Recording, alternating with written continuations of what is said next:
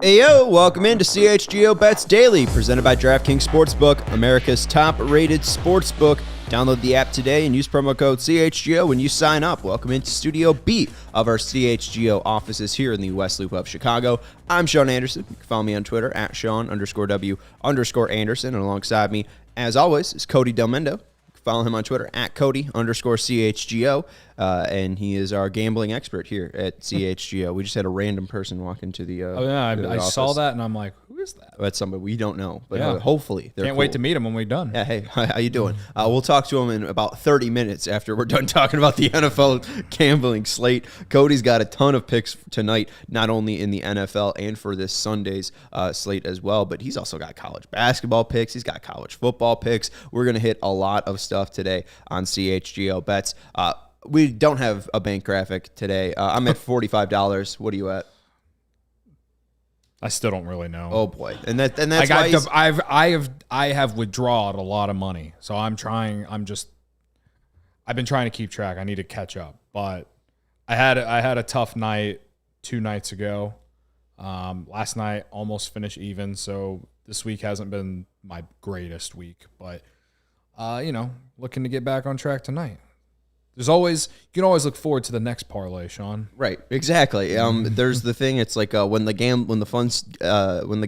fun of gambling stops, just keep on betting. You know what I'm saying? When the fun stops, responsibly. Definitely responsibly, but also the only way to get yourself out of a hole is to bet yourself out of a hole. Anyways, let's just bypass the bank because that's a poor topic for Cody. I'm at $45. Like I said, I'm feeling all right. I was up to 150, then I took out 50. I was at 100, so I'm down 5 units or so, but college football's coming. I had a great week last week on college football, so make sure you tune in tomorrow as well as we give you our locks for Friday and Saturday. But Cody, let's not mess around. You got college basketball tonight and you got college football before we get into the NFL, so why don't you give the people your picks?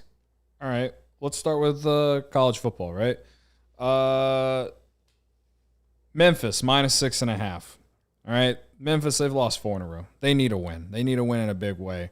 And they get a Tulsa team that stinks. Yeah, they're not very good. And also, their quarterback, Davis Brin, is questionable. Got hurt against Tulane on Saturday. It's only been 5 days. It's a game-time decision. Still like it even if he does play. But, Memphis -6.5. It's mainly because I just don't want to trust Tulsa.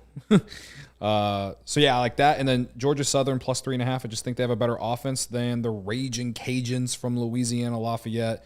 Georgia Southern, their quarterback who transferred from Buffalo, is having a great season. And, me and Sean both had a bad beat from Buffalo last night. Like I've said before, this is kind of a you owe me bet, all right? Former Buffalo quarterback, he owes me. It has nothing to do with Georgia State, but he owes me.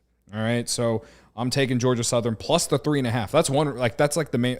I'm a little surprised that the Raging Cajuns are favorites when their offense isn't good. They got 2 quarterbacks that are just kind of in flux. They just kind of bring whoever in every now and then. There's no guy. They don't have just a guy. Meanwhile, Georgia Southern does, and you're giving me plus money in the field goal plus the hook. The team that has the better offense. I know that the Raging Cajuns have a decent defense, but it wasn't very good last week. Georgia Southern's having a decent year. Bill Napier, who went to Florida, used to coach the Raging Cajuns, is not there anymore. They're kind of in this. Getting a Bill Napier mention. Yeah, they're in this. 4. This is I don't know. I'm a little confused on why Georgia Southern's the underdog in this one. So I'm not going to question. I'm just going to take it. Well, I would think it's because Van Treese is one of, if not the leaders in college football in interceptions thrown. They could score a ton of points, but they also get a little sloppy. That guy, I don't like betting on the Eagles from Georgia Southern. Last time I bet on them was the Georgia State game that I thought they were a lock to win, and they ended up losing to Georgia State. So I'm just avoiding Georgia Southern. But you talk me into this Memphis one. I like Memphis 6.5. Right now the line on DraftKings is 7. You can get 6.5 at -30. I would just take that. I got it this morning. So. Yeah, it's a great pick by you right there. But I mean, if you look at Memphis's last 4 games, you could argue that they've played the best 4 teams in the American Conference. They played Houston, they played Eastern Carolina, they played UCF, and then they played Tulane. Yeah. So that's a rough 4 games right there, and you could even throw Cincinnati in. But if you look at the teams that they have played and lost to, this Tulsa team gave up 51 to Navy. Yikes. Navy. Nice. What's it called? Memphis was able to handle Navy when they played. So I really do like that 6.5 play by you on that one. But let's talk about this Eastern Kentucky, Western Kentucky game that you got. The Battle of the Bluegrass, baby. Over 157.5. I'm riding with you with you as well.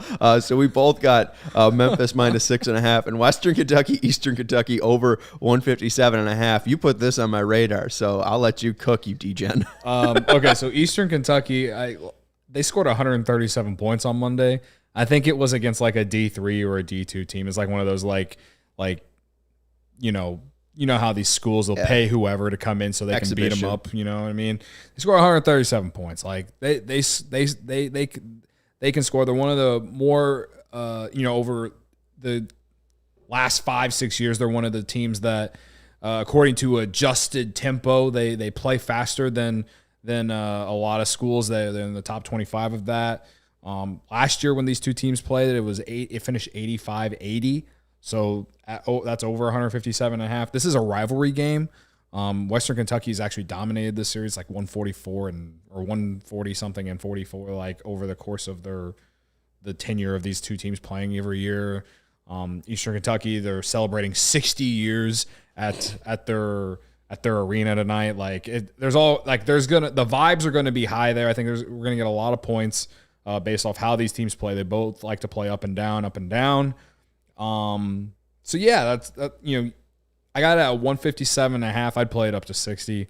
I think last I checked, it actually has moved up from that. I saw it. I think it's up to 159 now. So a lot of the public feels good about. I just took it at 157.5. You got it at 157. Yeah. So I it still is there. Maybe.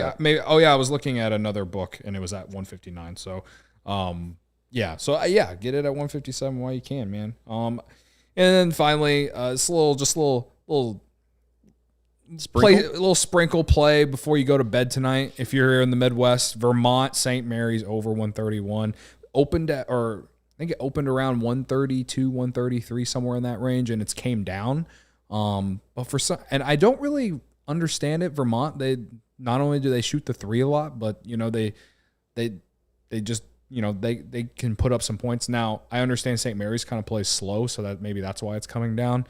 But these are two of the better mid-major programs out there in college basketball. I think we're going to get a good one that goes into the 60, 70 range.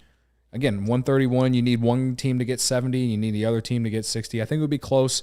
Vermont's like 8.5-point dogs, which I get because St. Mary's is playing in the West Coast Conference. They go up against Gonzaga every year, and they somehow, some way manage to always be competitive with them. So I guess I can understand why the book is like that.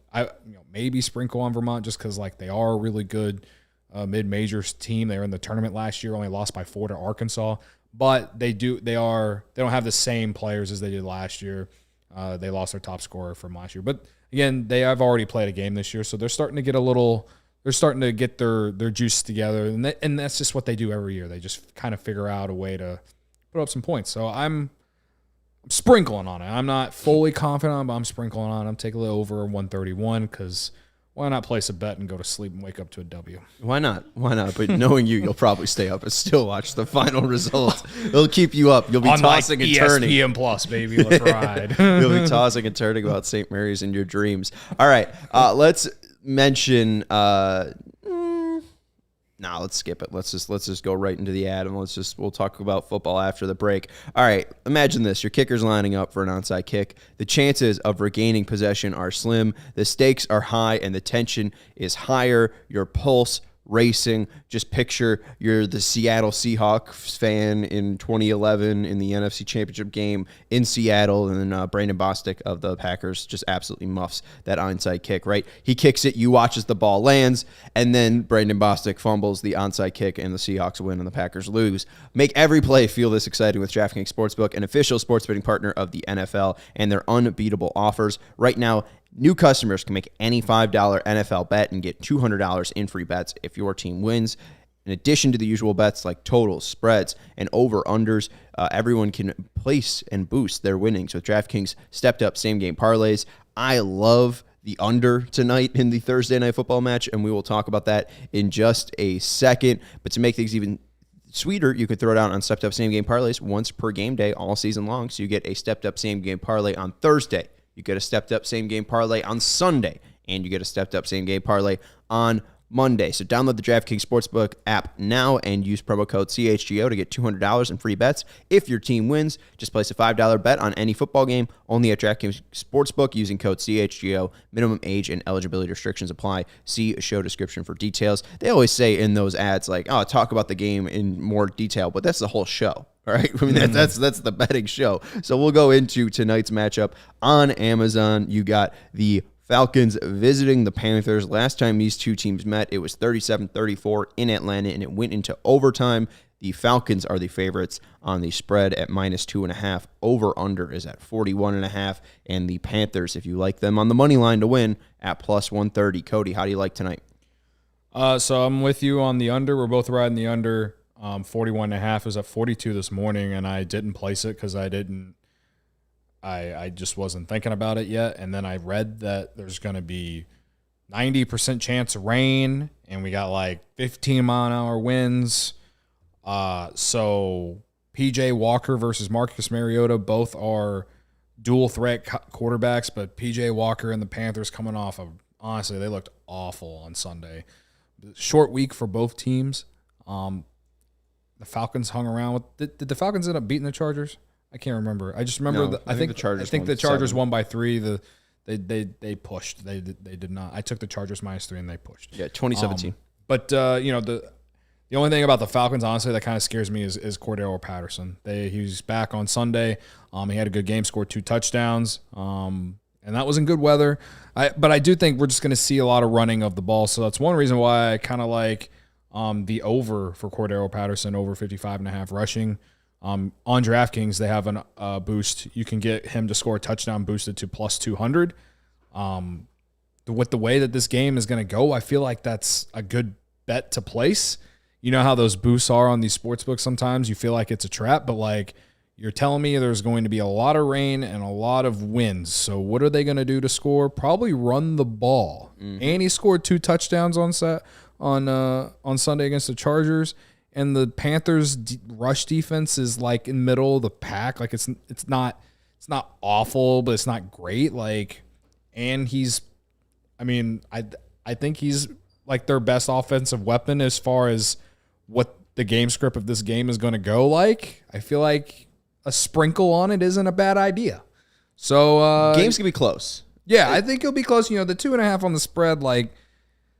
I'd rather just take one of them on the money line. I don't know who. Like, this game stinks. Like, Carolina should have won the game in Atlanta if DJ Moore just didn't take his helmet off. But that was like a Hail Mary pass that somehow went through. But again, like, that was in a dome in Atlanta. I think, and obviously with these weather conditions, this game is going to go completely different now. Part of me wants to take Carolina, but just based off like it's kind of like last week with the Texans and who'd they play? The Eagles. They played the Eagles last Thursday. And like me and Sean both sat here like, oh, the Texans were awful 4 days ago. Like they scored like no points against whoever the hell they played. I can't remember. And then what did the Texans do? They came out and they hung around with the Eagles because the Eagles didn't give them their best game. Like that's just what happens on these short week Thursday night football games is you just get a bunch of mush. Like neither team gives you their best effort because everyone is still sore from 4 days ago.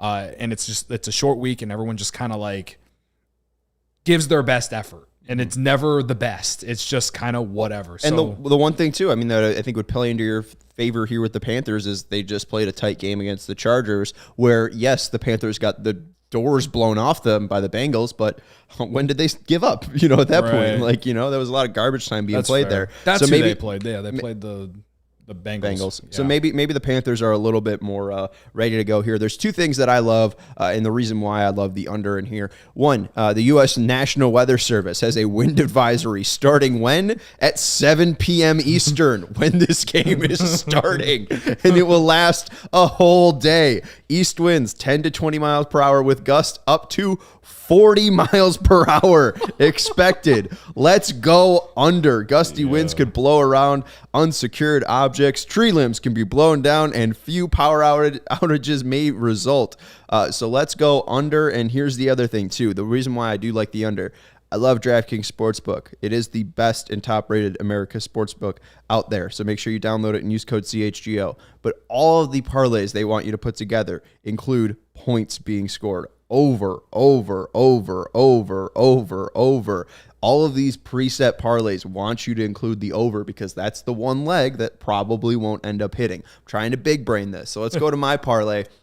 We're taking the under, all right, tonight, and we're going Cordero Patterson and Donta Foreman over rushing yards. So we're doing, it's at plus 450.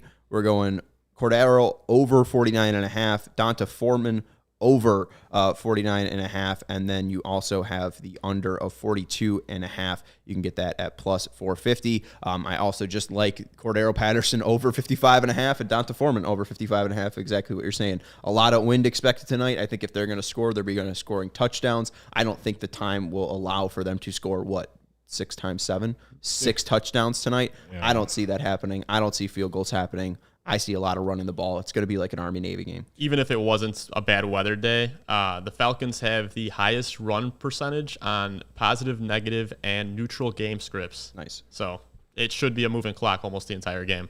Yeah. I think the reason that this under will hit is because I honestly just think long possessions are a thing. But by running the ball, like the rain, it's not going to allow teams to push the ball, but it's not like it's going to be easy to bring guys down.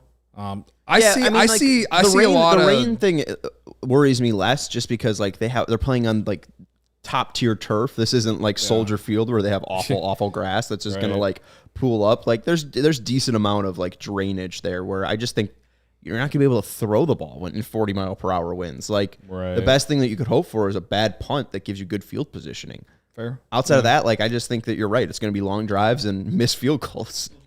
Yeah, I mean, with the way that this one's shaping up, maybe if you want to go into those alternate totals and, maybe, you can bet down like Sean likes to do sometimes. You can get the under 38.5 at plus 128 or under 37.5 plus 142. I don't know. If you were really going to do that, just knock it down an entire touchdown and go 35.5. No, I'm serious because I think it's all touchdowns. So I feel comfortable saying that 6 touchdowns won't be scored in this game. But that's even 41.5. It's still iffy because what if it's 4 touchdowns or 2 touchdowns? That's all it is. It's just an Atlanta Falcons win by 14 or whatever. If this game goes over, I'm just not going to understand life. So right. At the very least, this under 41.5 is I think that's the lock of the night. And also the under is 16, 10, and 1 in prime time this year. So there's a trend for you. If you want to do under 35.5, it's at plus 195. You could tease it down all the way to 29.5 at plus 428. There you go. 49. I mean, that's the Bears Niners game was 19-10. Yeah. So if you're going back to weather history, 1910 that game was a monsoon. That's at plus 400. That's how this one's expecting. We've seen a Thursday night game with no touchdowns and well under that total you just mentioned. Yeah, but that's the Broncos. You can't. That's the Broncos and the Colts. These teams aren't that bad. But that's the thing. They're not that bad, but they're also much worse. Where it's just not, there's no competency where I could just see so many points. All right, let's go to the other locks. I got Vikings. Shall we save the Bears for last? Yeah, let's save the Bears. Best if you're for here last. watching, we're saving the Bears for last. Don't leave. Vikings money line plus 170. Josh Allen might not play. I took this on Tuesday when Sean McDermott said Josh Allen was iffy. Now the Lions are down to plus 150 to win, so I feel good about that plus 170 ticket for the Vikings there. I'm basically taking it is if Case Keenum starts for the Bills, I do think the Vikings can win that one. Colts money line at plus 200. A lot of ridiculous shit going on in Indianapolis. Enough to, I think people would want to fade them, but they're going up against the Raiders.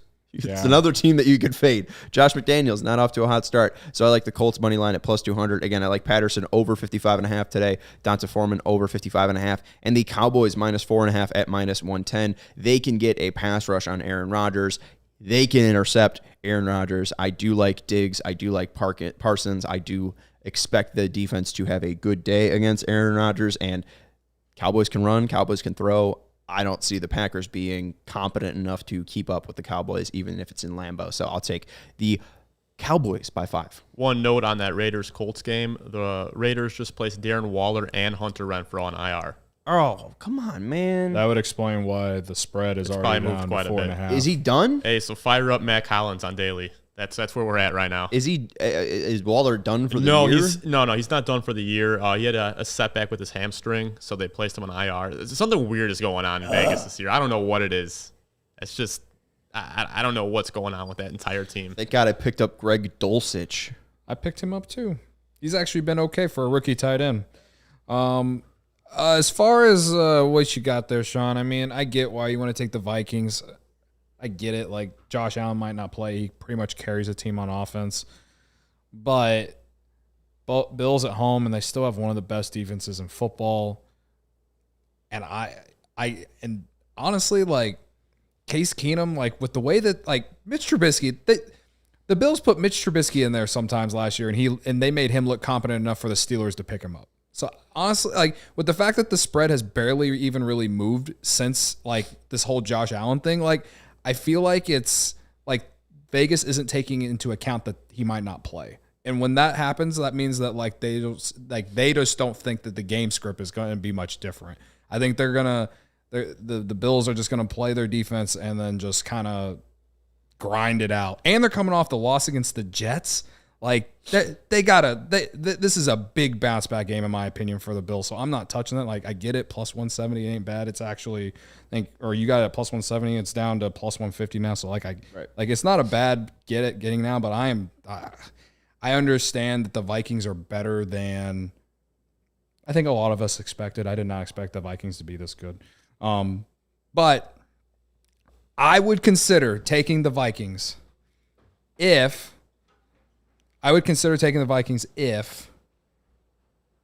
the spread came down a ton and like it's at 3.5 now. Like, if it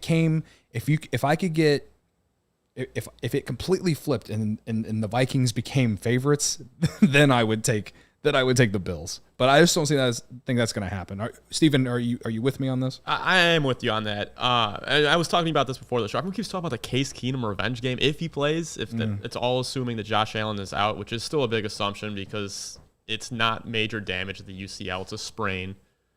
But what about the Stephon Diggs revenge game? They traded him. Yeah. This happened. Why is no one talking about this? Yeah. I think getting it now on the money line isn't a bad bet, just in terms of, like, a lot of things can happen now between now and Sunday.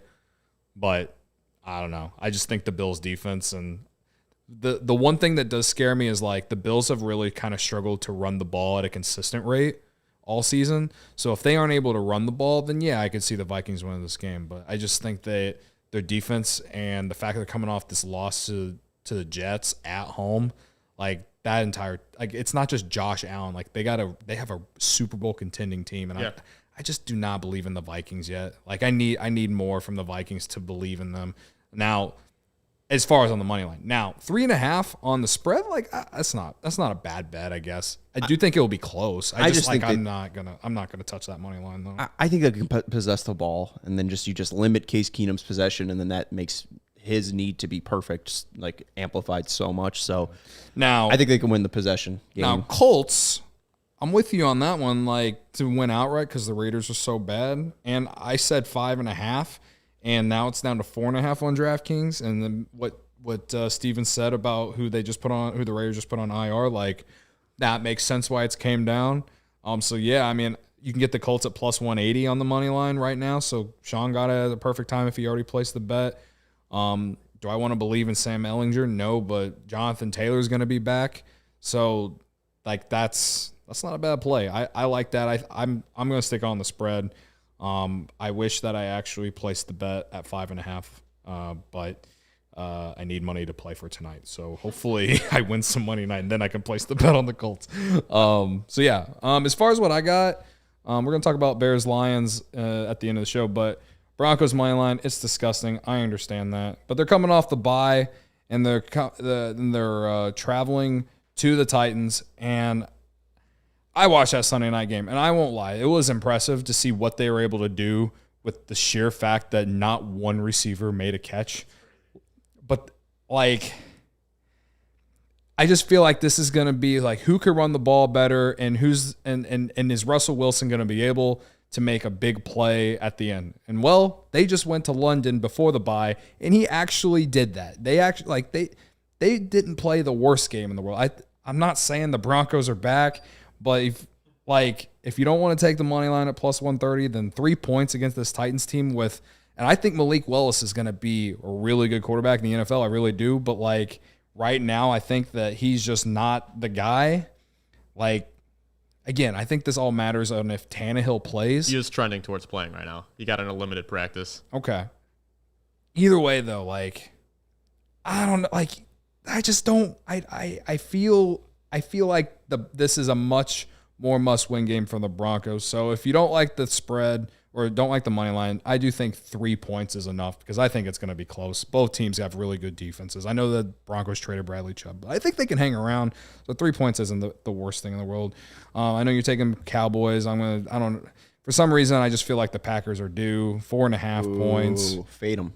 I mean, I guess I could fade them just for the sheer fact because I hate them. They suck. Fuck but I just feel like, for some reason, I feel like they're due. Aaron Jones was limited yesterday, so maybe he does play.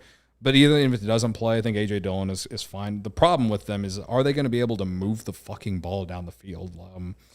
And I just don't really know about this Cowboys team coming off the bye, going into Green Bay. Aaron Rodgers has been good against the Cowboys in his career. I understand he had Devontae Adams. I understand he had Jordy Nelson for a lot of those games. You give me 4.5 with him as a home dog. I don't know. It just feels weird It feels weird betting the Cowboys there. So at least the Packers still have a decent defense. Maybe they can hang around. Maybe it becomes maybe we get some weird weather. I don't know. But I don't feel great about it. But that was the other one that I was like, okay, maybe I'd play this. So I don't really like this week's slate, to be honest with you. Yeah, I hate the NFL because I always lose on it. But you do have Bears Lions over 48.5. I'm getting frustrated. I want to do my usual parlay of Bears rushing attack because the Lions allow about 150 yards per game. I'm trying to put together Fields' alternate rushing yards, Montgomery's alternate rushing yards, and Herbert's alternate rushing yards together. But I try to add Montgomery's. And I get, this pick cannot be combined with other picks. Please select an alternate pick for your same game parlay. So you can't combine Justin Fields' rushing yards, I guess, with anything. The rushing prop right now. They finally add him. I was going to add rushing some props from this game into the graphic today, but they finally added them now. And Fields' rushing prop is at 58.5 right now. And slam it. I mean, it's at plus 130 or minus 135, but like... He's been shattering that on a weekly basis. Like, if anything, you don't want to get a minus 135. Like, go to the alternate ones. Like, you can only do alternates in the same game parlay. Yeah, okay. So, and that's the thing that gets tricky with me is like I don't really know what other things to really go with. I think the Bears will win, but I don't know if they're gonna blow them out. I don't know about the over-under here. So I do like Fields rushing props, but at minus 135, they don't even have the touchdown props up yet. But like Justin Fields will score a touchdown anytime they get inside like the 5-yard line. They've been doing like the QB, what do they call them, the sweeps or whatever. Like he's scored a touchdown the last 2 weeks doing something like that. Like I don't mind that as a play. Anything that you can get with Justin Fields, like going up against the Lions, I just feel like you got to do it. Like it's just like not only for your Bears fandom, but also just like he's just been that good the last 3 weeks. Well, it might be his Mitch versus the Bucs game where he put up like six touchdowns. So, but I like the over. I mean, I'm the over hit in the third quarter, and the only reason I like the over is because the Lions have shown that they can put up points, and the Bears defense sucks. And the Bears have shown that they can put up points. Now, the only thing that kind of scares me is the fact that it is a divisional game, so both teams kind of know each other. And I don't know this Justin Fields. Yeah, they don't know. But yeah, that's the thing too. Is like they don't know this version of Justin Fields. And time of possession could be a thing. I said that last week too, but like what happened? The Dolphins and Bears both just moved up and down each other's side of the field. Just like, I mean, it was the best offensive game watching the Bears and God knows how long. So like, 48.5, I'm taking it. What I said, the moment they traded Roquan Smith, bet the over every Bears game the rest of the season because this defense stinks. Yep, absolutely. And the fact that they gave up 35 to Miami like that, you'd assume that Jared Goff will have a pretty good day. And they'll probably have Amon-Ra St. Brown and DeAndre Swift, who are really, I mean, they deserve better. Like they're very solid players. And it is the St. Brown brothers were like facing off against each other. I expect both those guys to have good games, especially Amon-Ra. He's a better one. Well, yeah, Equinemius sucks. Yeah, the other one on the Bears, like he can't catch a ball whenever the Bears need it the most. I'm not upset about it at all. Still, since you brought him up, there is one prop on the other side of the ball I like, and that's on the Lions side. Okay. Kyler Gordon this year, he's given up more receiving yards to opposing wide receivers than anybody else in the NFL. Mercy. Kindle Vilder out of practice again today, likely to not play. Guess who Kyler Gordon's gonna be guarding? Amon-Ra St. Brown. I like the over on his 67.5 receiving yards. There you go. I'm gonna pound that one. So there you go. You could make it together a same game parlay of Justin Fields rushing yards. You could do over 48.5 and over St. Brown's receiving yards there, and that's a nice little same game parlay for you. So make sure you follow the Parlay King, Cody Delmendo, at Cody_CHGO. You can follow the Bets account at CHGO_Bets, and you can follow me on Twitter at Sean_W_Anderson. Shout out to Stephen Nicholas. He's the voice you just heard, giving his pick about Amon-Ra St. Brown over receiving yards. A nice Jared Goff over 3.5. Jared Goff over 3.5 yards rushing. Oh, we're going to do that one again? Hey, the Andy Dalton one hit. Shout out to Jabari. The Andy Dalton one hit. Yeah, shout out to $110 and it hit. Insane. Yeah. And hey, over one interception hit as well. So that's a good call. Shout out to everybody listening, and we appreciate you. We'll see you tomorrow at 3:30, I think, for College Football Lock. So we will see you then when we're millionaires.